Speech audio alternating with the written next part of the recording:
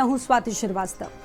Iran और Israel युद्ध में अब खुले तौर पर अमेरिका की भी एंट्री हो चुकी है। अमेरिका ने ईरान की 3 न्यूक्लियर साइट्स पर हमला कर दिया। इस हमले की जानकारी खुद राष्ट्रपति डोनाल्ड ट्रंप ने अपने सोशल मीडिया अकाउंट पर दी है, जिसके बाद इजरायली प्रधानमंत्री ने अमेरिका का शुक्रिया अदा किया।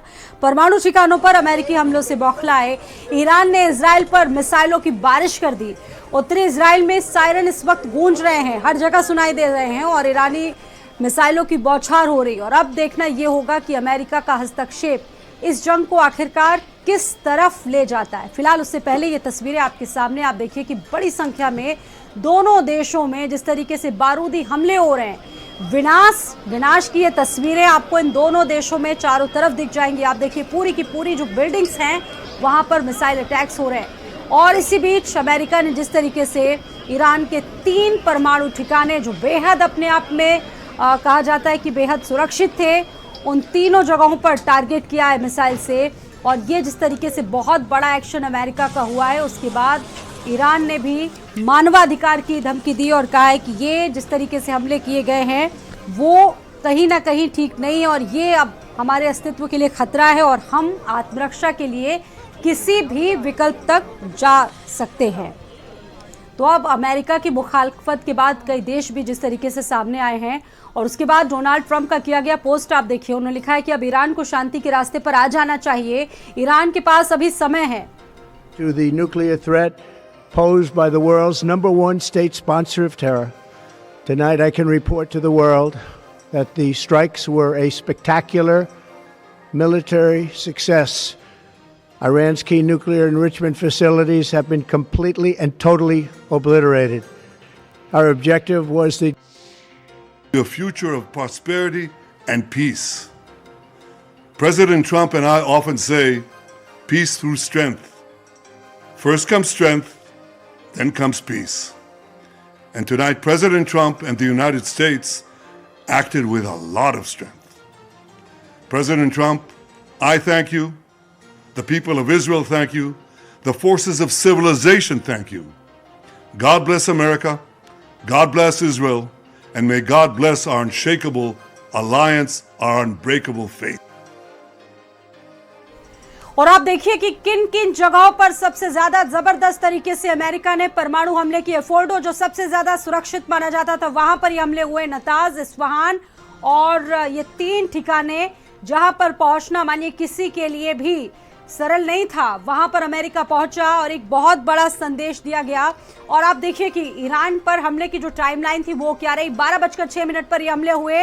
इजरायली सेना ने ईरान के 3514 लड़ाकू विमानों को मार गिराया और लगभग 1:03 पर ड्रोन हथियार डिपो को भी टारगेट बनाया इजरायल ने। इजरायल ने इस्फहान के भी परमाणु ठिकानों पर टारगेट किया, जबरदस्त तरीके से बारूद पर हमला किया और 9 अमेरिकी बेस से ईरान की जो घेराबंदी थी वो की गई।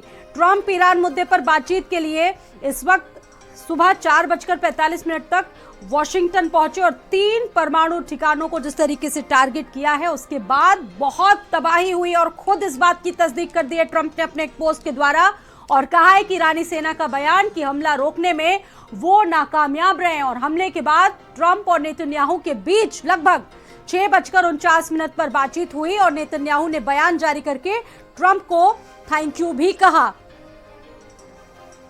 और जरा ग्राफिक्स के जरिए समझ लीजिए कि B-2 बॉम्बर जिससे हमले हुए हैं, टारगेट हुआ है उन 3 जगहों पर जहां पर परमाणु रखा हुआ था, वहां पर आखिरकार इसकी स्पेशलिटी क्या है। B-2 बॉम्बर की रेंज इसकी 12,000 किलोमीटर है। B-2 बॉम्बर की खासियत यह है, और इसके अलावा स्पीड इसकी 10,010 किलोमीटर पर आवर की मानी जाती है, और जो इसकी क्षमता है वो 18,000 किलो पेलोड बताई जाती है। वही वजन 71,000 किलोग्राम B-2 बॉम्बर का।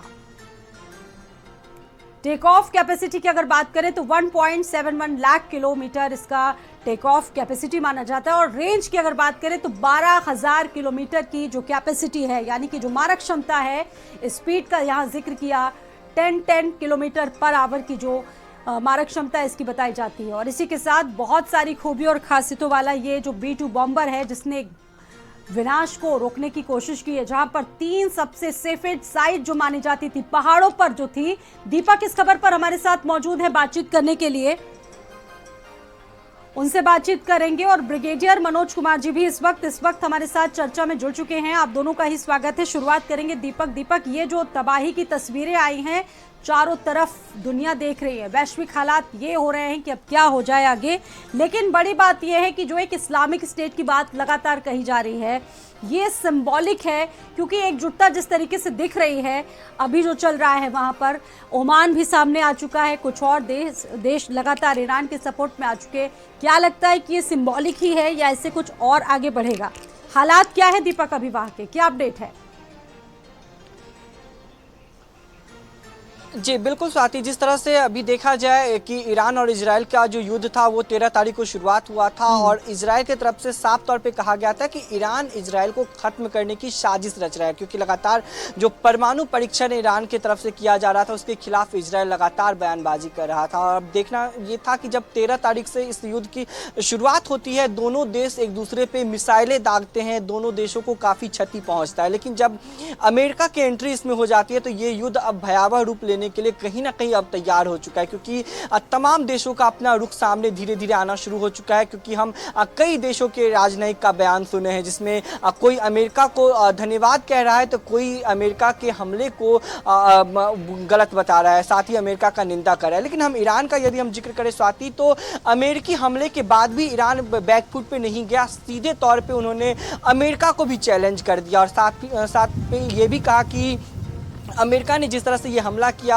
ये गैर संवैधानिक था और अमेरिका को इसका भुगतान भुगतना पड़ेगा। यानी कि ईरान अमेरिका को भी आंख दिखाने के लिए इस वक्त तैयार हो चुका है। क्योंकि यदि इस वक्त की पूरी मैं हालात का जिक्र करूं, देशों का जिक्र करूं, तो यूएनएससी को भी इमरजेंसी मीटिंग के लिए कहा गया है कि जल्द से जल्द एक इमरजेंसी मीटिंग बुलाई जाए और इन तमाम जो परिस्थिति है उस पर चर्चा करने के लिए कहा गया है। लेकिन साथ ही यदि हम देशों का जिक्र करें तो हूती की तरफ से साफ तौर पर अमेरिका को चेतावनी दिया गया है कि अमेरिका यदि इस युद्ध में अब कूदा तो अमेरिका पे हमला किया जा सकता है। तो कहीं ना कहीं अमेरिका में भी अलर्ट जारी कर दिया गया है। लेकिन जिस तरह से अमेरिका का दावा था कि 3 परमाणु ठिकानों को हमने पूरे तरीके से ध्वस्त किया, जिससे कि ईरान को काफी नुकसान पहुंचा था, लेकिन उसके बाद देखा गया कि ईरान यहाँ पर रुकना चाहूंगी। पूर्व ब्रिगेडियर मनोज कुमार जी भी हमारे साथ मौजूद है। मनोज कुमार जी, स्थिति आप देख रहे हैं, क्या हालात है वो भी आप देख रहे हैं। अब बड़ी बात यह कि युद्ध लगातार तेज हो रहा है, बारूदी हमले लगातार दोनों देशों के तरफ से हो रहे हैं। अगर ये नहीं रोका गया अभी हाल फिलहाल में, तो ये जो जंग के हालात हैं पूरे विश्व में होंगे, वैश्विक हालातों के लिए भी बड़ा संकट खड़ा होगा। इजराइल चाहता है कि खामनेई का जो शासन है वो अंत हो और स्थितियां ये है, विनाश ही विनाश नजर आ रहा है। क्या कहेंगे अभी इस पर? जब तक अमेरिका की इसमें एंट्री नहीं हुई थी, हम ये मानकर चल रहे थे कि इजराइल और ईरान के बीच में जो भी कार्रवाई चल रही है, रॉकेट फायरिंग चल रही है एक साथ, हो सकता है कि ईरान एक समय पे आके ये मान लेगा कि इस युद्ध को रोकने के लिए वो अमेरिका की तरफ रुख करेगा। अमेरिका वैसे भी जो है वह अपने किसी न किसी रूप में इजराइल को मदद कर ही रहा था, जैसे कि उनके जो हवाई जहाज उड़ रहे थे उनको रिफ्यूलिंग के लिए मदद करना, उनके लॉजिस्टिक सपोर्ट करना या उनके जो ठिकानों से उनके हवाई जहाज को उड़वाना, उसमें वैसे भी मदद तो कर ही रहा था। साथ ही साथ जितना भी असला बारूद जो कि इजराइल को जरूरत पड़ रहा है, चाहे वो हमास से युद्ध कर रहे थे, चाहे हिजबुल्लाह या जो है हूती से था, अब ईरान के साथ युद्ध भी सारा का सारा अमेरिका का सपोर्ट रहा है। लेकिन खुलकर अमेरिका का जब सामने आना, अब यह है जो ईरान जो इस वक्त थोड़ा सा अकेला पड़ चुका था, क्योंकि रशिया है वो अपने में व्यस्त है, क्योंकि यूक्रेन का युद्ध चल रहा है, और जो चाइना है उसने बोला कि हम तुम्हारे साथ है, लेकिन सिर्फ सामान देने के लिए तैयार थे। लेकिन अब क्योंकि अमेरिका ने जब हमला करा है उनके ठिकानों पर, तो हम देख रहे हैं कि जितने भी आपके मिडिल ईस्ट कंट्रीज देश है, ओमान है, पाकिस्तान भी है, उन्होंने भी अपना जो है साथ देने की बात कर दी है। तो एक अच्छा सर यही सर सवाल ये है कि ये जो देश अभी एग्रेसिव मूड में दिख रहे हैं, जिन्होंने धमकियां दी हैं अमेरिका को, क्योंकि अमेरिका की अगर बात करें तो अमेरिका मिडिल ईस्ट का एक बहुत बड़ा बेस है, तो आपको क्या लगता है कि ये सिर्फ सिंबॉलिक है, प्रतीकात्मक है, या फिर आगे इससे कुछ बढ़कर होगा? क्योंकि जब मैंने इस्लामिक स्टेट की बात की तो वो एक जो एकजुटता है वो इस वक्त नजर आ रही है इन देशों में इजराइल के खिलाफ।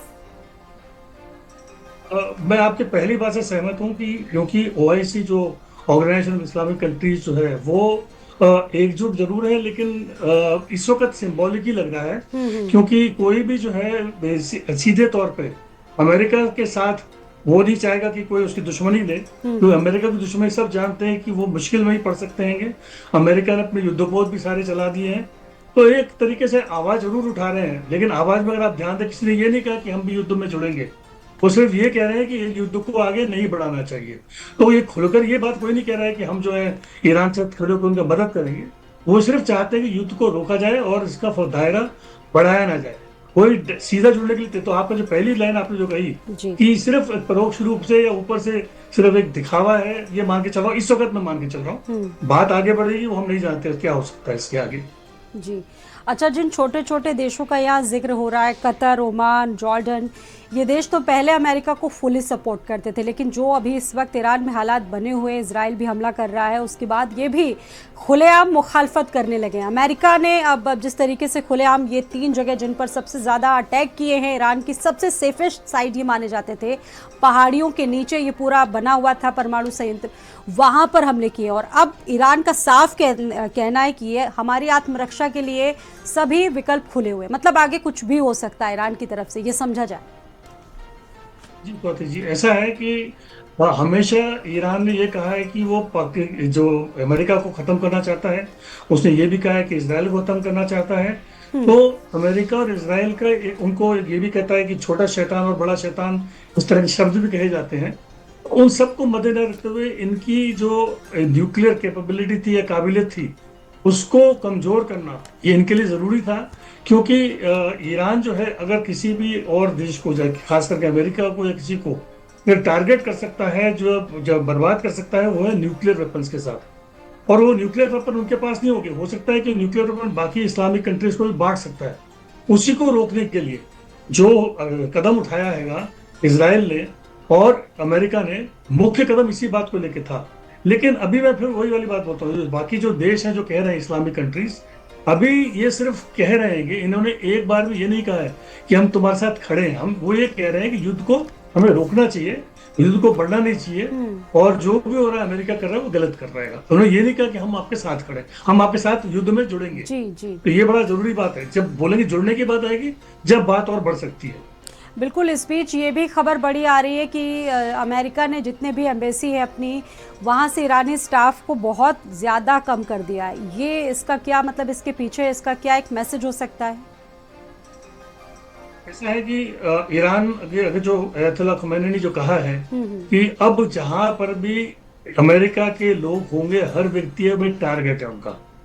और हम ये जानते हैं कि ईरान को जो भी कर लीजिए, उनके जो मिलिटेंट्स को, जो टेररिस्टों को जो सपोर्ट चल रहा है, जैसे कि हमास को ले लीजिए फलस्तीन में, या यमन में हूतीस को ले लीजिए, या हिजबुल्लाह को ले लीजिए, या उसके अलावा भी इनका सपोर्ट कई मिलिटेंट ग्रुप के साथ रहता हैगा। तो अब अमेरिका ये चाहेगा कि उनके जो एम्बेसीज हैं, जो खास करके सेफ एरियाज में ठीक है, लेकिन जहाँ लगता है सेफ नहीं है, वहां से वो कम भी करेंगे। हो सकता है कि वहां से कंप्लीटली कुछ समय के लिए विड्रॉ भी कर सकते हैं, क्योंकि ईरान ने खुद ही धमकी दी है कि अब जो भी अमेरिकन होगा, जहां पर भी होगा, वो उनका टारगेट रहेगा। बिल्कुल। और इसी बीच देखिए, अभी आपने सुना भी होगा इजरायली राष्ट्रपति जिन्होंने एक स्टेटमेंट दिया और अमेरिका की तारीफ करते हुए कहा कि ये ऐतिहासिक है। जी, ये ऐतिहासिक इसलिए है क्योंकि जो B-2 बॉम्बर्स हैं, इस तरीके से पहली बार युद्ध के रूप में यूज करे गए हैं। प्रैक्टिस में वो करे गए, लेकिन युद्ध के रूप में जब इजराइल और ईरान का चल रहा था, और 3 खास करके जो न्यूक्लियर साइट्स जो थी ईरान की, फर्दौन, इस्फहान और नातांज को, उसको उन्होंने अटैक किया है। एक तरीके से ये उनका भी ट्रायल हो गया कि क्या वो सचमुच बर्बाद हुए हैं, क्योंकि ये कहा जा रहा है कि ईरान की तरफ से कि फोर्डो पर ज़्यादा नुकसान हुआ नहीं है। हो सकता है कि उन्होंने वहाँ से अपने न्यूक्लियर फैसिलिटीज़ को कुछ हटा दिया हो, कम कर दिया हो, और ख़ास करके जो उनका जो बॉम्ब भी जो गिराया गया है, उसकी जो काबिलियत थी करीब 100 फीट के आसपास थी। हो सकता है कि 200 फीट का या इलाका कर सकती है। तो वो कहते हैं कि उससे नीचे उन्होंने बनाया है। तो ये चीज जब तक कि कंफर्म नहीं होगी कि सचमुच वो चीज बर्बाद हुई है, इस चीज का कंफर्मेशन आना जरूरी है। बट हाँ, ऐतिहासिक जरूर है कि पहली बार स्टेल्थ बॉम्बर्स B-2 इनका इस्तेमाल करेंगे, वो भी 6 एक साथ 37 घंटे करीब उड़कर वो पहुंचेंगे। ये बहुत बड़ी अचीवमेंट है इनकी। बिल्कुल, अमेरिका की तरफ से जो हमला किया गया 3 जगहों पर, अमेरिका हमला अंतर्राष्ट्रीय कानून का हमला है, हनन है, ये बात बार बार कही गई ईरान की तरफ से। अब सवाल ये है कि जो यूरोपीय संघ है, क्या वो इन हमलों को रुकवाएगा, कारगर साबित होगा? क्योंकि दोनों तरफ से जिस तरीके से तेज़ी दिखाई जा रही है, बारूदी हमले हो रहे हैं, अगर ये नहीं रुका तो आगे हालात और भी ज़्यादा विस्फोटक होंगे। अच्छा, ये बताइए सर कि इसका वैश्विक हालातों पर कितना असर पड़ेगा, तेलों की कीमतों पर कितना असर पड़ेगा और आगे इसके क्या दुष्प्रभाव हो सकते हैं? मैं पहले तेलों की कीमत पे बात आता हूँ कि जैसे कि स्ट्रेट ऑफ हॉर्मुज जो कि पर्शियन गल्फ में आती हैगी, तो वो एक जगह है जहाँ पे ईरान जो है चाहे उसको अगर रोक सकता है, पर कई बार धमकियां तो दी है उसने, अगर उसमें वो रुकावट डालता है तो जो तेल के जो जहाज वहां से निकलने थे उनके ऊपर जो है चलने में अगर प्रॉब्लम आएगी, तो जो विश्व का करीब 1/3 तेल जो वहां से गुजरता है, तो वो अगर नहीं निकलेगा तो जो तेलों की कीमत उसमें जरूर जो है उछाल आएगा। अब ये उछाल ऑलरेडी शुरू हो चुका है, लेकिन और भी आ सकता है, लेकिन अभी तक ईरान ने उस पर कोई एक्शन लिया नहीं है वैश्विक रूप से, क्योंकि विश्व वैसे भी अभी कई जगह में अपने अपने कामों में व्यस्त है। पूरे विश्व में करीब 56 अलग अलग तरह के छोटे मोटे युद्ध या कार्रवाइयां चल रही हैंगी, और जो बड़े देश हैं खास करके आप ले लीजिए रशिया यूक्रेन के साथ व्यस्त है, चीन चाहता है कि पहले वो ताइवान की तरफ देखे, और इधर जो है यूरोपीय संघ जो है नेटो पे काफी डिपेंडेंट है, और नेटो जो है वो अमेरिका का ही मुख्य रूप से एक रूप है जी। तो जब तक कि नेटो में अमेरिका का वर्चस्व रहेगा, तो यूरोप जो है वो इजराइल का ही साथ देगा, चाहे वो खुलकर करे या वैसे करे। और दूसरी तरफ जो ईरान है इस वक्त वो अकेला खड़ा है। ईरान की जो एयरफोर्स है वो काफी कमजोर है, उनके पास MiG-29 Su-24 जो पुराने एयरक्राफ्ट हैं, मिसाइल अच्छे हैं उनके पास, ड्रोन्स अच्छे हैं उनके पास, इनके जो IRBM वगैरह है, लेकिन उनका जो समस्या है वो एयरक्राफ्ट उनके इतने अच्छे नहीं है। तो जब एयरक्राफ्ट कमजोर हैं और जब तक कि उनके पास वो एयरफोर्स इनकी मजबूत नहीं होगी, तो एक समय के बाद लगेगा कि हो सकता है अमेरिका और इजराइल के ऊपर कंट्रोल या काबू ला सकता है। हो सकता है हफ्ता लगे, 10 दिन लगे, 15 दिन लगे, लेकिन क्योंकि इतनी ज्यादा इनके पास जो है ताकत है अमेरिका के पास और इजराइल के पास, तो ईरान को एक समय पर कमजोर पड़ने के काफी चांसेस हैं। और इसी बीच ये एक बड़ी अपडेट अपने दर्शकों को यहाँ पर दे दी कि ईरान पर हमले के बाद अमेरिका के जो कई शहर हैं वहाँ पर भी सुरक्षा बढ़ाई गई। इस सवाल का जवाब भी आपसे लेंगे मनोज कुमार जी। जी वही जो मैंने आपको बताया कि इनके पास जो मिसाइल्स हैं, लॉन्ग रेंज मिसाइल्स इनके पास हैं, लॉन्ग रेंज जो रॉकेट्स इनके पास हैं, इनका जो इस्तेमाल करके जो ईरान है वो जो इन जहाँ पे अमेरिका है या अमेरिका के जो बेसेस हैं या अमेरिका के टारगेट हैं, उनका इस्तेमाल करके इनको टारगेट कर सकता है। साथ ही साथ अगर कोई स्लीपर सेल, मेरे हिसाब से अमेरिका में होने तो नहीं चाहिए, लेकिन अगर कोई स्लीपर सेल अमेरिका में है तो वो भी जो है अमेरिका में कोई ना कोई छोटा मोटा हमला कर सकते हैं। लेकिन मेरा ये मानना है कि इस वक्त ईरान जो है अमेरिका से इतना खुल के जो है आगे लड़ने के लिए नहीं जाएगा। बोल जरूर रहा है, धमकी जरूर दे रहा है। वो जानता है कि अमेरिका से जो अगर लड़ाई बढ़ाएगा तो अमेरिका उसको बिल्कुल नेस्तो नाबूद कर सकता है। ट्रम्प तो ये क्लियर कट कह चुके हैं, लाउड एंड क्लियर मैसेज में कह चुके हैं कि अब शांति आएगी या ईरान को और भी बड़ा नुकसान होगा, यानी कि इफ एंड बट की स्थिति नहीं। हमारे साथ संजीव श्रीवास्तव भी जुड़ चुके हैं इस वक्त, विदेशी मामलों के जानकार। सर आपका भी बहुत बहुत स्वागत है, और साथ ही साथ एक पूरा पैनल हमारे साथ मौजूद है, दीपक भी हमारे साथ मौजूद है। दीपक, एक अपडेट आपसे मैं पहले लेना चाहूंगी, उसके बाद बातचीत बढ़ाएंगे। जी बिल्कुल साथी, जिस तरह से जो हालात बने हैं और साथ ही प्रधानमंत्री नरेंद्र मोदी का भी एक ट्वीट सामने आया है जहां पे उन्होंने ईरान के राष्ट्रपति मसूद पेजेस्कियन से बातचीत करी, और साथ ही उन्होंने ये भी कहा है कि मौजूदा स्थिति के बारे में उन्होंने बातचीत करी और साथ ही शांति बहाल करने का उनसे अपील किया गया। तो कहीं ना कहीं लगातार जो कई देश हैं वो ईरान के साथ टच में हैं, बातचीत कर रहे हैं और शांति बहाल करने की लगातार अपील की जा रही है।